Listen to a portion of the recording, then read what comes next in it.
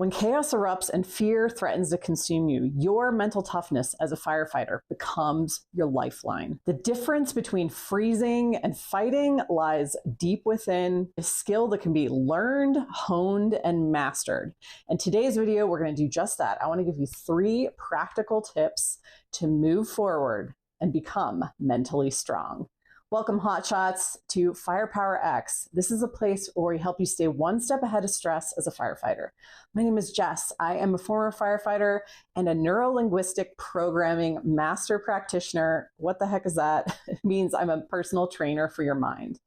And I want to be your secret weapon to outsmart stress and become a total beast at work and at home. So today, 3 practical tips on how to build mental toughness. The first one is stress inoculation. Now, you may have heard of this before, but what is it at its core? Stress inoculation is all about building a habit of staying calm under pressure, where a version of you is able to maintain self-control under pressure. And you do this until it becomes a habit. 2 different ways to do this. You can train under stress. Include stress as a part of your training as a firefighter. Raise the stakes, make it stressful. I remember going through academy and going through having my mask blacked out and somebody turning my air valve off. You go through those mazes where you're fishing yourself out of a tangle of wires and the floor collapses. That is what I mean. Add stress to your training experience and you'll find that you will build stress inoculation. That's one way to do it. The other way to do it, if your department isn't really on board with that kind of training, the other way is to throw yourself into cross-industry stressful situations. What do I mean by this? Go into a high-stakes scenario in a different industry, where if you fail, you're safe to fail. Examples of this are singing karaoke, or bungee jumping, or flying in a small aircraft. What scares the shit out of you that isn't in your industry? Go do that. Is it public speaking? Is it talking to people you don't know? Is it heights? Whatever it is, push yourself. Because what you're going to find is that when you can stay calm in those scenarios, when failure, the fear of failure isn't activated, and you fail or you succeed, whatever happens, you're building stress tolerance in a different industry where it doesn't matter as much. So, first tip, stress inoculation. Second tip, let's talk about herd mentality. Learn to depend on internal validation more than external validation. This is huge for mental toughness because we instinctively as humans are influenced by the tribe, the herd. We want to fit in. So much of our behavior we don't even realize comes from fitting in.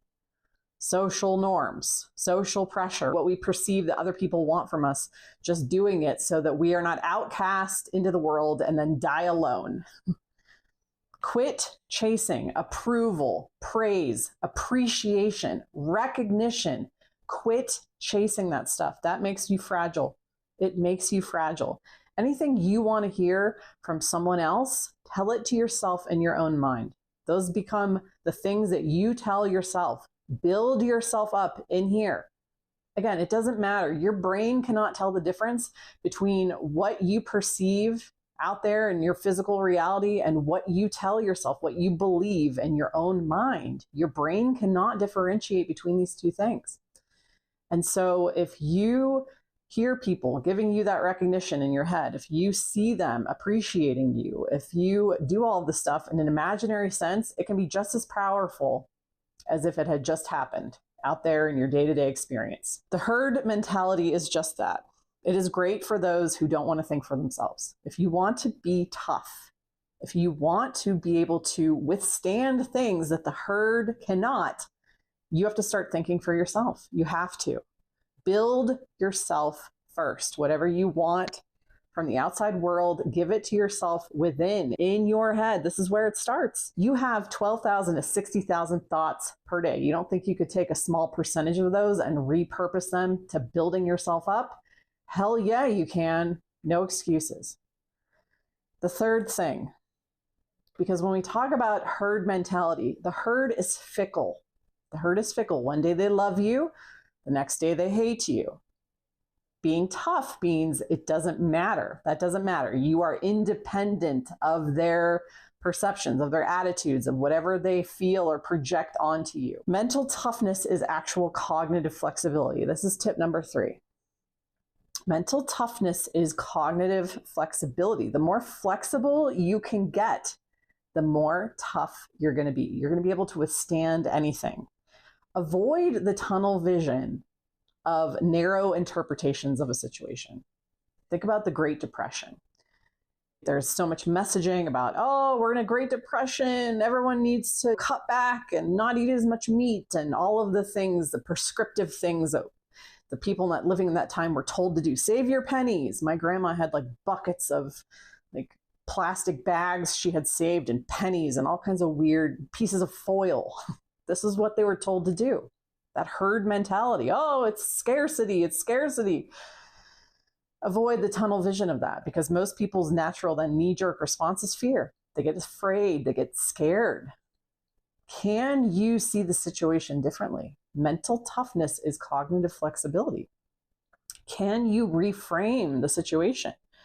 Can you be resourceful enough to find the advantage in the disadvantage? There is a hidden advantage. There are pros and cons to every situation. No situation is purely 100% positive or 100% negative. Find the advantage. Be resourceful. And that resourcefulness is cognitive flexibility. The people who are able to do this are the ones who made millions of dollars during the Great Depression, right? The ones who capitalized on the situation, looked at it objectively and said, I know how I can make this work for my advantage. I know how to find the gem in the situation and put myself towards that goal. That's what they did. You can too. You can too. It's just a matter of perception. How flexible can you be in your own mind? So these 3 tips, if you try at least one of them, if not all 3, you are seriously going to become mentally strong. If you do all 3 of them, your mental toughness is going to be out the roof. A reminder, first tip, stress inoculation.